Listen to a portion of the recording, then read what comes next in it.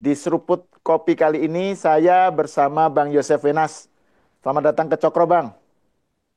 Halo, Mas Al, apa kabar? Kabar baik, kabar baik. Oh iya, selamat tahun baru ya. Lupa. Ya, ya sama-sama. Selamat tahun baru juga. Ya, ya, ya. Ini Bang, kita kan sekarang menjelang tahun baru kemarin sampai sekarang kan masih rame soal OCC RP itu.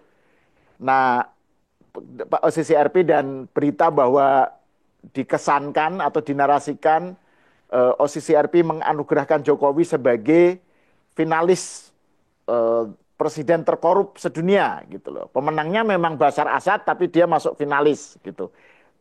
Itu yang beredar. Nah, baru saja ada klarifikasi dari OCCRP. Kalau saya lihat beritanya itu tanggal 2 Januari, nanti kita tampilkan di layar ya.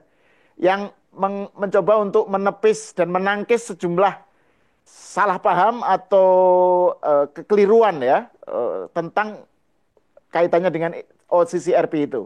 Pertama, OCCRP menyatakan tidak ada evidence bahwa Jokowi adalah presiden terkorup.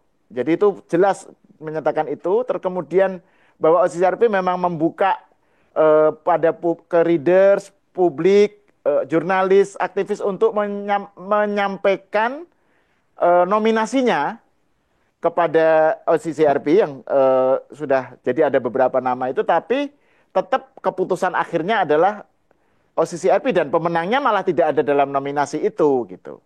Intinya OCCRP tetap melihat evidence nggak ada pada kasus Jokowi gitu. Yang ketiga dia menyadari ada misuse penyalahgunaan informasi dari OCCRP untuk dipakai untuk agenda politiknya sendiri di sebagai kalangan di Indonesia. Yang keempat, OCCRP menyatakan dia akan merevisi, memperbaiki metodologinya karena kan memang ini soal penominasian itu kan ada problem dengan metodologinya. Jadi ada empat hal itu. Nah, Bang Yusuf gimana melihat klarifikasi dari OCCRP ini? Ya, itu dari sisi RP ya. Itu tentu bagus. Tapi kan faktanya di publik Indonesia sekarang sejak 27 Desember mereka keluarkan rilis tentang persoalan Pak Jokowi ini kan jadi hingar-bingar gitu Hmm, ya, heboh gitu ya. Ya tentu sesuai dengan kepentingan dan emosinya masing-masing begitu. Intinya terbelah lagi sebagai kelanjutan dari keterbelahan sejak Pilpres. Itu kan faktanya ya. Jadi seperti ada api kecil gitu yang dilemparkan ke apa namanya minyak yang sebetulnya sudah ada gitu kan hmm, di publik ini.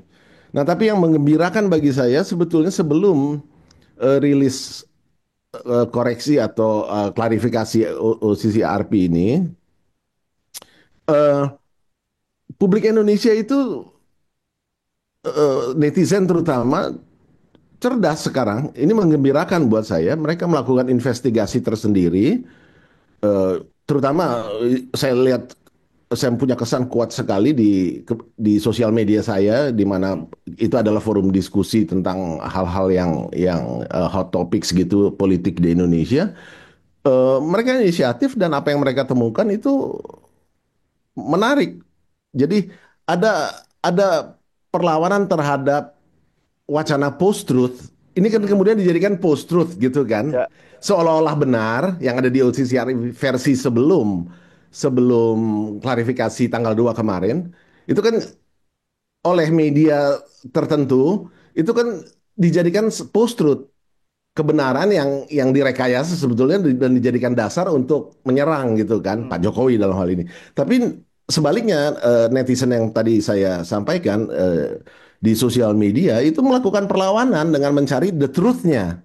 hmm, Jadi post-truth dilawan dengan the truth lagi dan mungkin saya kira bukan mungkin ini kemudian membuat OCCRP terpaksa melakukan klarifikasi karena terbukti di dalam klarifikasi itu kan mereka menyatakan bahwa ini telah menimbulkan banyak salah salah pengertian.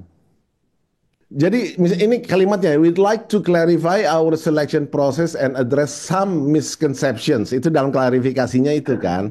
Ditambah lagi bahwa tadi yang Anda sampaikan bahwa tegas-tegas mereka menyampaikan soal ini kan, uh, it is important to note that this award is sometimes misused Hmm, by individuals seeking to further their political agendas or ideas. ya. Nah, itu kan klarifikasinya begitu kalimat persisnya gitu ya. Nah, ini menarik. Jadi memang the truth-nya ini kemudian mendorong si OCCRP untuk melakukan klarifikasi ini. Jadi ya kita tunggu setelah klarifikasi tanggal 2 kemarin. Nah, media-media yang selama ini maintain isu ini dari perspektif mereka yang menyudutkan Pak Jokowi akan melakukan klarifikasi juga atau tidak? Hmm, Jadi mereka akan bergerak dari post-truth ke the truth atau tidak, itu yang harus kita ya. lihat. Dan sekali lagi saya bergembira dan cukup lega gitu ya melihat kepintaran netizen kita. Hmm, Jadi artinya post-truth ini nggak dibeli 100%. Ini hanya dibeli oleh pangsa segmen yang memang ingin beli ini, yang memang eh, eh, ada unsur marah, ada unsur kecewa dan sebagainya dari urusan Pilpres kemarin. Itu saya kira. Nah, itu kalau dari beberapa poin yang menjadi inti dari klarifikasinya itu, menurut Bang Yusuf bisa ditanggapi nggak soal misalnya tadi yang saya sebut, misalnya kan poinnya tadi Bang Yusuf sudah nyebut soal misuse ya, soal Hmm. OCCRP has no evidence that Jokowi engaged in corruption for personal financial gain during his presidency. Itu satu. Kemudian bahwa in some cases meskipun mereka itu mendapatkan banyak nominasi ya, calon-calon yang dinominasikan para pembaca atau publik, tapi berdasarkan investigasinya OCCRP sendiri, in some cases there wasn't enough direct evidence of significant corruption or long-standing pattern of abuses gitu. Iya. Terus yang ketiga soal it is important to note that the award is sometimes misused Iya. by individuals tadi yang Bang Yosef sebut. Dan yang terakhir itu Bang, we will continue to refine the nomination and selection process. Jadi mereka juga menyadari bahwa cara untuk meminta para publik itu mengirimkan calon itu problematis, apalagi mereka meranking kan. OCCRP itu kan ini yang menjadi rame itu kan karena ada finalis kesannya gitu loh. Ada 5 nama, Hmm. Presiden Kenya nomor 1, Presiden Jokowi nomor 2. Nah, dan ini nggak dipakai oleh OCCRP. Mereka yang justru juara itu yang pemenangnya malah Basar Asad yang nggak ada di nominasi. Artinya mereka punya tolok ukurnya sendiri, kriterianya sendiri, siapa yang layak untuk memang memenuhi syarat disebut sebagai paling korup gitu. Jadi ngapain ada ranking gitu? Itu yang mereka nyadari kayaknya mau diperbaiki atau bagaimana? Komentar Bang Yosef gimana? Ya, Soal saya kira substansinya itu. saya saya kira memang ya, dan mereka akui sendiri bahwa mereka akan continue to refine the nomination kan and selection process. Persis seperti yang barusan Anda sampaikan, memang itu menimbulkan pertanyaan gitu. Kok ada nominasi tapi dewan juri itu punya prerogatif gitu kan jadinya Hmm, ya. Jadi mirip mohon maaf saya harus singgungnya nih, mirip di PDIP. Jadi kalau soal calon siapa jadi gubernur, siapa jadi presiden, itu boleh aja Kongres ngomong apa, tapi kan ada prerogatif ketum nih. Ya iya. begitu ketum ngomongnya beda, ya nggak apa-apa, itu prerogatif. Jadi ada kesan seperti itu. Hmm, Apakah ini demokrasi atau tidak, biar publik yang menilai. Jadi kan mirip seperti itu. Padahal OCCRP ini kan justru lagi sedang membela demokrasi kan, sebetulnya hmm, kan. Jurnalisme itu kan pilar the fourth estate in ya, the democracy. Jadi, tapi dengan cara seperti itu, ada survei, ada polling, terus tapi ada prerogatif juri gitu loh. Terus gunanya untuk apa gitu iya. kan? Jadi memang saya kira ya sudahlah. Mereka sendiri sudah mengakui mereka akan continue to refine the nomination and selection process, ya sudah kita kita hargai. Tapi yang paling penting saya kira bagaimana nih yang di dalam negeri ini yang sudah Ah, terbelah dan terutama media media mainstream yang ikut mengipas-ngipasi, dan sampai hari ini saya cek belum belum hanya satu dua yang menurunkan berita klarifikasi ini, dan yang Hmm. lainnya media mainstream sini masih belum. Dan kelihatannya kesannya jadi seperti masih ingin menggoreng. Kita tunggu aja apakah masih akan melanjutkan berita yang di recycle lagi, tapi tone-nya tetap dengan fakta-fakta post truth tadi yang pra klarifikasinya OCCRP masih pakai yang versi 27 Desember sampai Hmm. 2 Januari, ya kita lihat aja. Dan biasanya memang kalau klarifikasi itu kan dosisnya itu nggak segencar ketika post-truth atau hoax-nya itu menyebar gitu ya, salah mispersepsinya menyebar. Jadi damage has been done gitu loh. The damage has been done, tapi ketika klarifikasi, jadi udah nyebar, ketika ada klarifikasi, koreksi gitu ya, koreksinya itu nggak nyebar setingkat yang sama gitu. Itu kan masalahnya. Jadi memang memang itu PR menurut saya buat media-media. Media ini kan Tempo misalnya ya, Detik, Kompas itu kan kayak beritanya kemarin tuh kan kayak seragam itu anunya, tonnya ya. Tonnya tuh kayak seragam, kesannya memang bahwa menurut OCCRP Jokowi itu adalah finalis gitu. Jadi bukan berdasarkan aspirasi atau nominasi dari netizen atau dari publik, Jokowi mendapatkan suara terbanyak nomor dua. Bukan begitu cara narasinya. Narasinya adalah framingnya itu adalah OCCRP lah yang menobatkan Jokowi sebagai finalis gitu. Itu yang digoreng kan Bang. Ya. Jadi, nah menurut Bang Yosef seberapa jauh damage semacam ini nih bisa di bisa ditangkal gitu sekarang ini dengan adanya klarifikasi ini. Ya, pertama kita perlu sadari memang salah satu asas dalam jurnalisme itu yang, ya saya bukan orang jurnalisme murni, tapi kan umumnya mereka yang observe atau study tentang jurnalisme itu kan punya punya apa ya? Punya magic words bahwa bad news is good news gitu kan. Nah, Jadi memang yang bad-bad ini cepat di viralnya, dan cepat, ya publik umumnya memang, wah ini ada apa gitu hmm, kan, ya apapun yang sesuatu yang negatif, entah menyangkut tokoh, entah tentang suatu kecelakaan, apapun yang negatif sebetulnya kan itu good news gitu ya, dan ratingnya biasanya tinggi tuh. hmm, Nah itu kalau artis-artis itu kan, kalau isu-isu yang gosip-gosip yang miring-miring itu kan laku tuh ke kemana-mana kan. Ya maksudnya itu umumnya seperti itulah iya. sosiologinya kan. Nah, tapi berkaitan dengan bagaimana menangkalnya, saya kira kebenaran kan akan tetap menemukan jalannya ya. Hmm, Artinya tetap perlu kanal-kanal seperti kita. Lalu di sosial media yang tadi saya katakan, bahkan tanpa diminta pun mereka mencari the truth-nya seperti apa. Jadi post truth-nya ini sudah dilawan sejak sejak sebelum ada klarifikasi. Itu sebabnya saya katakan ini ada kesan kuat bahwa uh, it withers away even before blooming gitu loh, hmm. karena ada perlawanan dari kelompok netizen yang, kalau kita kaitkan dengan sosiologi pasca pilpres, yang 58% ini yang membela kepentingan pemerintahan sekarang, yang adalah kelanjutan pemerintahan Pak Jokowi, dan mereka mencari the truth-nya ini. Jadi saya kira tidak perlu terlalu dikhawatirkan, karena proponennya lebih banyak daripada oponennya gitu. Hmm, hmm, hmm. Meskipun kalau melihat dari skala apa ya, kemasifan media media massa mainstream memberitakan terus kemudian digoreng oleh kalangan yang apa hatersnya Jokowi itu jadi kelihatannya kayak seakan-akan ini tuh. Jadi ada kesan gini Bang. Jadi para para hatersnya Jokowi atau para penyerangnya Jokowi itu kayak mendapatkan validasi internasional gitu. Tuh kan lihat lembaga internasional aja melihat Jokowi seperti itu gitu. Jadi kalau orang yang mau bela Jokowi itu kayak kamu tuh betul-betul dikadalin atau dibohongin sama sama Jokowi atau sama pendukungnya. Lihat tuh internasional aja udah seperti seperti itu pandangannya gitu. Kan ada kesan seperti itu Bang Yosef. Ya, Jadi tapi sekali lagi mereka, menggunakan apa ya lembaga internasional untuk memvalidasi sikapnya terhadap Jokowi.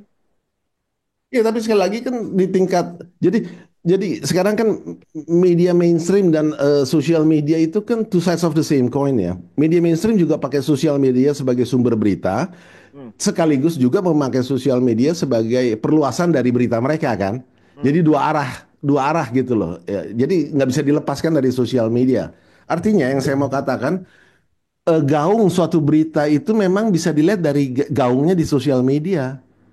Berita itu punya punya jiwa nggak, ditangkap nggak oleh publik gitu loh.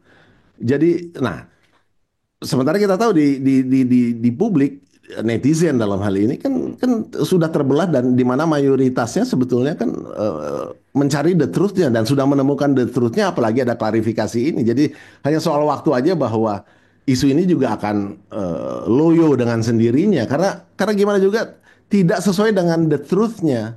Ini post truth. Ya, kita sudah tahu netizen sendiri yang menggali kan, sampai apa kuesionernya dicek, lalu ternyata pakai Google ini, lalu eh, sempat dipertanyakan kan, ini gimana sih, parameternya apa yang membuat, Nah, kasusnya apa yang Pak Jokowi korupsi itu, apa kasusnya, itu juga sampai dicari seperti itu. Artinya ini semua kan pertanyaan-pertanyaan yang mau menggali the truth ya, terhadap post truth yang dibangun oleh kepentingan tertentu. Dan kalau kita lebih tajam memang, apalagi setelah klarifikasi kemarin tanggal 2, media-media ini memang kelihatannya eh, bertujuan untuk menciptakan post-truth. Jadi seolah-olah benar, yang dijadikan dasar untuk menyebarluaskan berita mereka gitu loh. Nama Jokowi yang hanya disinggung di satu kolom itu, di box kalau kita teliti di situsnya, itu kan kemudian dipakai. Jadi, dan netizen pintar, dipertanyakan kenapa bisa sampai sampai muncul nama Jokowi di situ, di balik mekanisme polling mereka, hmm, survei mereka. Akhirnya netizen sendiri sampai kesimpulan, memang kan sekarang ada side jobs. Kalau Anda masuk ke Upwork atau freelance, situs-situs side jobs itu menawarkan side jobs ini, Anda mengisi survei. Nanti dibayar tuh per survei berapa, entah 50.000 atau berapa. Mereka sampai menemukan ke sana, dan bisa menyimpulkan bahwa opini bisa dibangun. Jadi memang survei itu bisa direkayasa gitu loh. Apalagi jumlahnya nggak gitu banyak kan ya. Kalau ya, kalau kita lihat ya, untuk yang konteks Indonesia gitu. Kalau kalau di klarifikasi mereka kan mereka bilang sampai 55.000, tapi itu worldwide kan. ya, Nah, yang konteks Indonesia yang untuk mendorong nama Jokowi masuk ini kan jadi dipertanyakan. Ini ada yang main-main dengan surveinya nggak nih? Ada yang bayar nggak untuk mendorong? Wajar kalau netizen mempertanyakan, sangat ya. wajar. Dan rasanya per hari ini, pasca klarifikasi, kita cukup valid menyimpulkan bahwa mungkin kemungkinan besar itu rekayasa di sisi surveinya untuk mendorong nama Joko Widodo ini masuk gitu loh. Nah, siapa nih yang merekayasa sisi apa namanya surveinya ini? Kan itu apa namanya, sebab musababnya kan di situ gitu kan? Ya. Dan itu kalau lihat misalnya kan peringkat pertama kan di dalam apa 5 tokoh yang di dalam kotak dalam box itu kan Presiden Kenya itu dapatnya kan dia 40.000 suara lah gitu kan.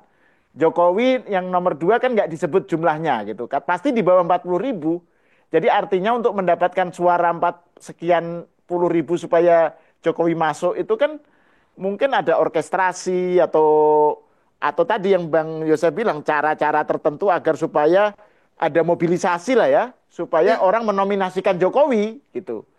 Nah, ini menarik nih Bang terkait dengan bagaimana hal ini dikaitkan dengan konstelasi politik di Indonesia pasca Pilpres ya.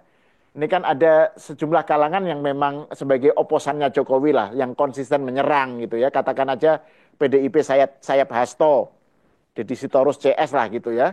Terus belum lagi kalangan yang tadinya pro Jokowi, terus kemudian sangat anti, kaum barisan sakit hati, dan macam-macam. Nah, terus juga media-media yang mungkin partisan ya, kemudian Tempo misalnya itu kan sangat konsisten nyerang Jokowi.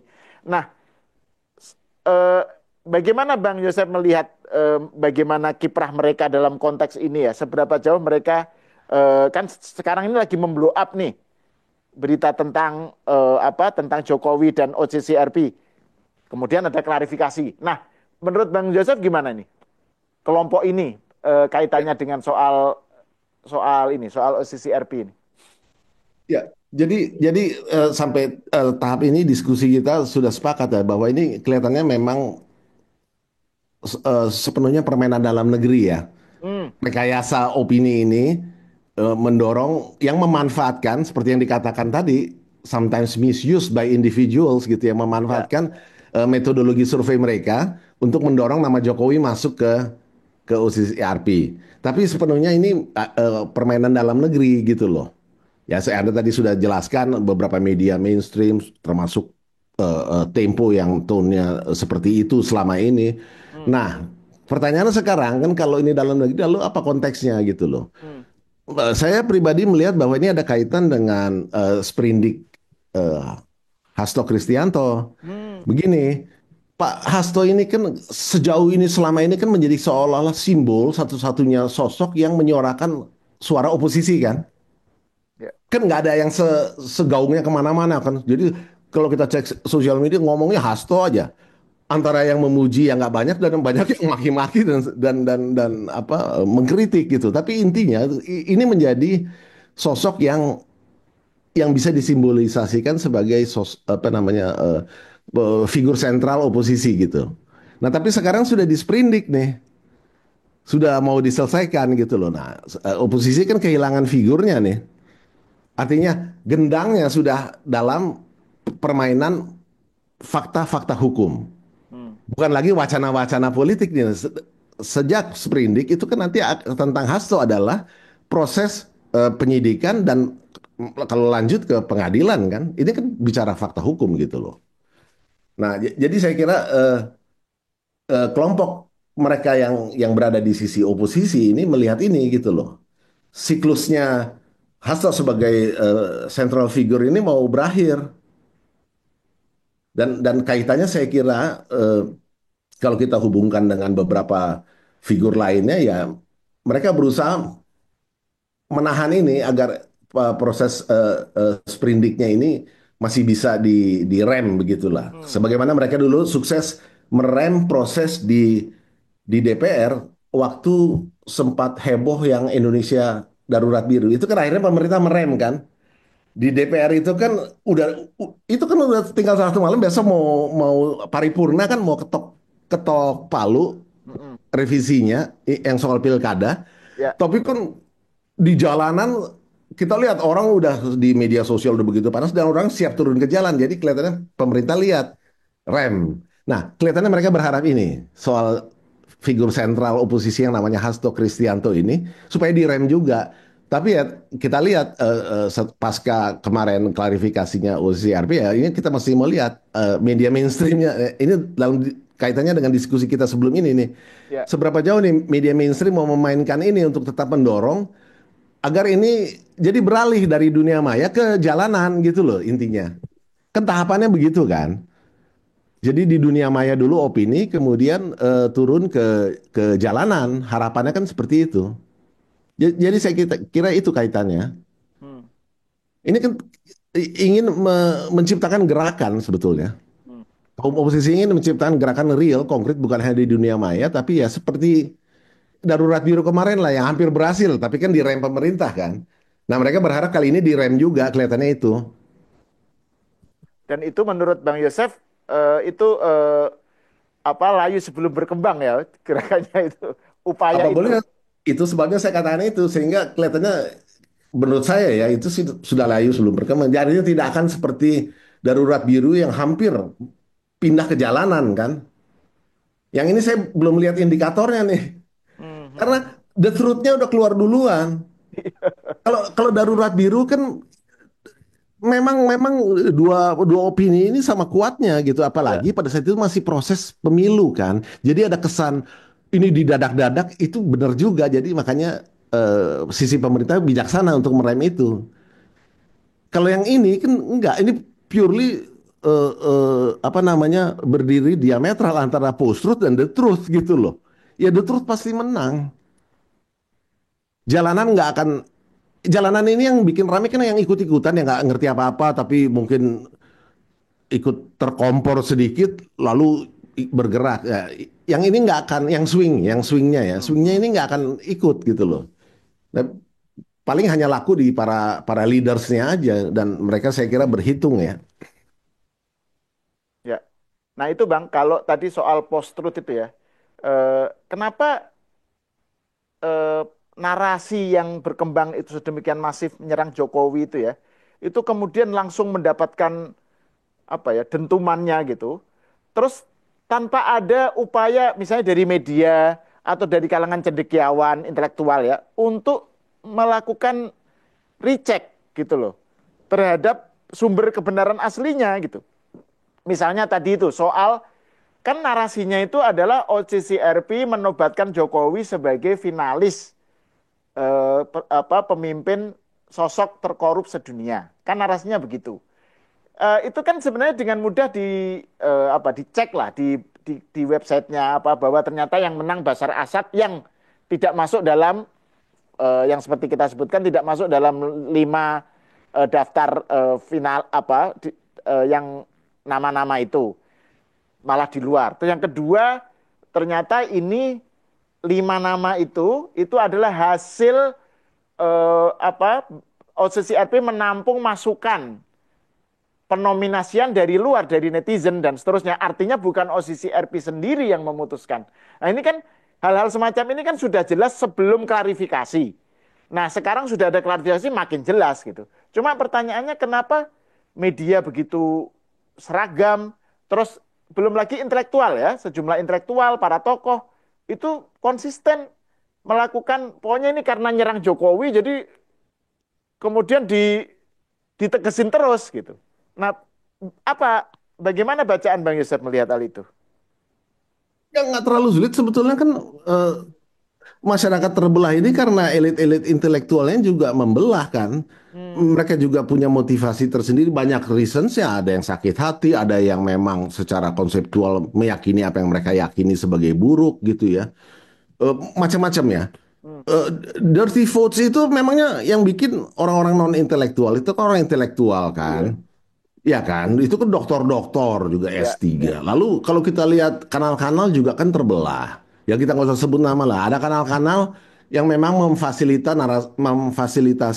sumber narasumber seperti ya Hasto sendiri. iya, Lalu ada yang namanya Koni difasilitasi di situ. Ya, bisa kelihatan ada satu profesor doktor ahli politik di UI kita nggak sebut nama juga ya hmm, isinya begitu. Ada lagi Profesor Doktor di Jogja, dia dulu tokoh reformasi juga kalau Anda lihat Instagramnya isinya juga begitu, gitu loh. Jadi ya ini kita bicara Profesor Doktor itu kan guru besar, itu kan iya, capaian tertinggi dalam dunia ilmiah gitu kan. hmm, Tapi ya seperti itu fakta. Lalu kita juga lihat ada mereka menyebutnya budayawan. Saya nggak pernah mau menyebut itu budayawan. Saya bilangnya seniman saja karena budayawan itu tanggung jawabnya jauh jauh berat sekali. iya, Gus Dur itu budayawan, iya, Sujatmoko itu budayawan, Mangunwijaya itu budayawan. Ngerti bedanya ya? Jadi iya, bukan yang lain itu seniman aja. hmm, Nah, tapi kan juga ada, mereka juga punya apa wawasannya sendiri sehingga menyuarakan hal-hal seperti itu. Yang di seni lukis belum lama juga kita saksikan yang soal Galnas. Jadi memang di civil society, di kalangan pelaku seni juga di elit-elitnya memang memang seperti itulah hmm, kita nggak bisa mengatur bagaimana mereka harus berpikir. Tapi kan the good news, the bright side itu kan selalu ada sebaliknya. iya, Dalam hal netizen yang tadi saya gambarkan gitu loh ya, yang mencari sendiri the truth as opposed to the post truth.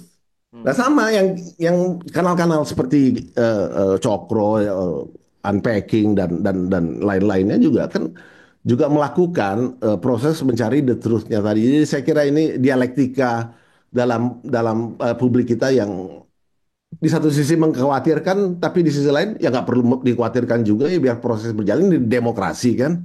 iya, iya. Nah, oke, ini sebagai closing remarknya dari Bang Yosef nih menanggapi eh, kemelut OCC RP kemarin, terus kemudian klarifikasi yang juga dimunculkan oleh OCC RP. Saya kira OCC RP sudah lumayan bertanggung jawab lah ya. Mereka menyadari ada misuse tadi, kemudian mispersepsi dan seterusnya. Kemudian mereka bikin klarifikasi gitu, nggak dibiarkan gitu. Nah, komentar terakhir dari Bang Yosef tentang persoalan ini. Ya, saya langsung masuk menohok ya, saya minta maaf kalau nanti ada yang tersinggung, tapi barangkali Dewan Pers atau mereka yang menjadi pengawas untuk media mainstream, karena media mainstream ini bagaimana masih pun masih penting ya, Hmm, agar mereka taat pada asas-asas jurnalistik yang berimbang, covering both sides gitu loh. Nah ini yang kita masih mau lihat, ini yang juga kita selama ini belum lihat nih, eh, asas-asas ini diterapkan secara benar. Nah, fungsi mereka sebaiknya eh, ditunjukkan dalam hal ini untuk melakukan ya pengawasan, pengendalian gitu ya. Karena saya paham ini kan bukan soal hukum, ini lebih banyak soal etis ya. Kalau udah bicara etis kan susah ya. Kalau hukum kita bisa rujuk pasal. Oh, dalam beberapa hal mungkin masuk ITE, tapi kan nggak selalu begitu gitu loh. Faktanya memang ini kan permainan opini, permainan cara menyusun berita dan sebagainya gitu ya. Ini hal-hal yang lebih lebih ada di redaksi gitu ya. hmm, Nah, fungsi pengawas ini Dewan Pers dan kawan-kawannya ini semoga bisa membuka mata mereka kejadian-kejadian semacam ini tidak baik untuk proses kita berbangsa. Kita lebih baik fokus pada mengawasi pembangunan. Kritiklah apa yang harus dikritik dari pembangunan yang memang sedang berjalan saat ini sebagai kelanjutan dari pembangunan sebelumnya dan sudah secara demokrasi ditetapkan ya pemerintahan ini ya kalau mau dikritik kritik tapi ya, yang objektif gitu ya tetap perlu kritik. Saya yakin juga pembangunan ini bukannya tanpa kritik ya tapi kritiklah yang baik ya, jangan ciptakan post truth, kritiklah dengan the truth itu aja saya hmm, pikir, karena akhirnya dialektikanya akan selalu antara post truth dengan the truth ini. Anda suka atau tidak, the truth-nya akan menang. ya. Bang Yosef ini termasuk yang kalangan yang optimis bahwa the truth akan menang. Oke, Bang Oke, Yosef, Bang Yosefinas, terima kasih atas diskusinya. sama-sama. Pemirsa, sampai di sini dulu. Kita berjumpa lagi di episode selanjutnya.